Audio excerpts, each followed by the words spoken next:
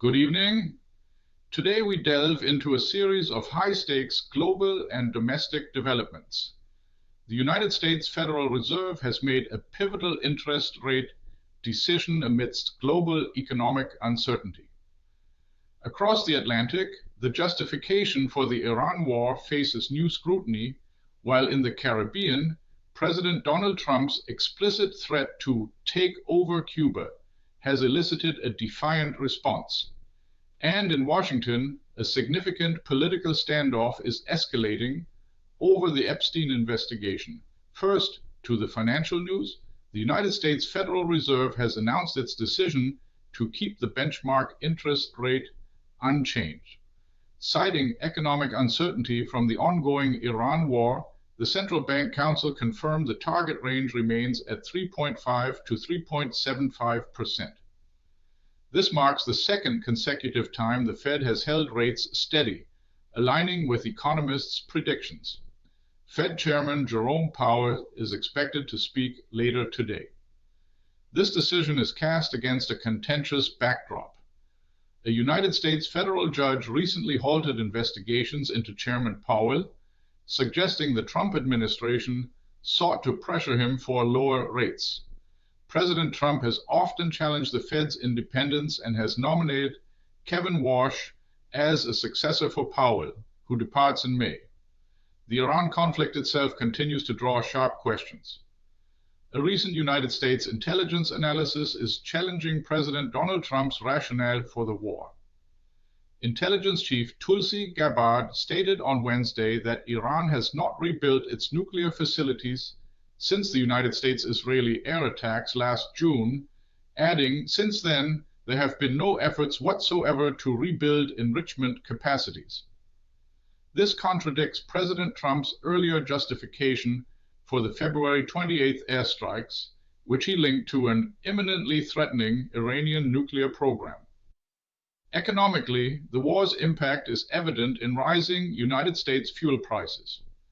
Diesel hit $5.04 per gallon on Tuesday, March 17th, the first since December 2022, surging by $1.27 since the conflict began. Regular gasoline also rose to $3.79. These increases, particularly for diesel crucial to agriculture and freight, could drive up costs for consumer goods, including food.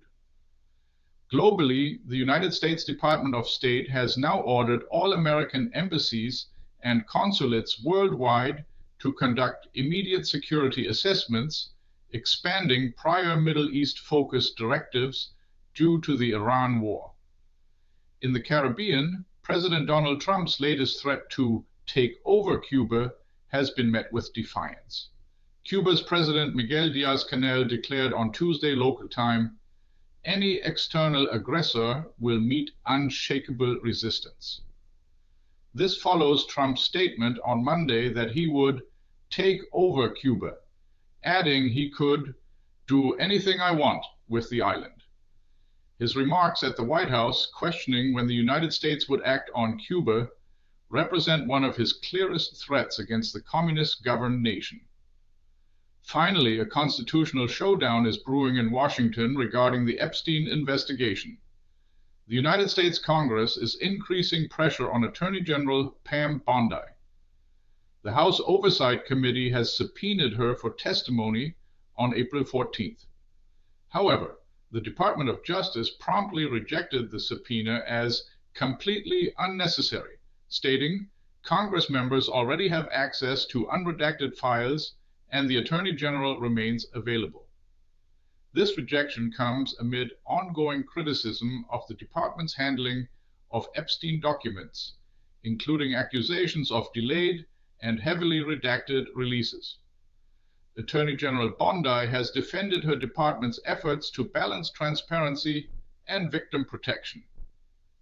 The subpoena vote revealed bipartisan pressure, with even some Republicans supporting action against their own administration. From political clashes to economic shifts and global tensions, we continue to track these evolving stories, bringing you the latest as it happens. What's your take on Fed holds rates Amid war, Trump threatens Cuba. Share your view in the comments. Do you think this will matter in the next news cycle? This video was generated using artificial intelligence.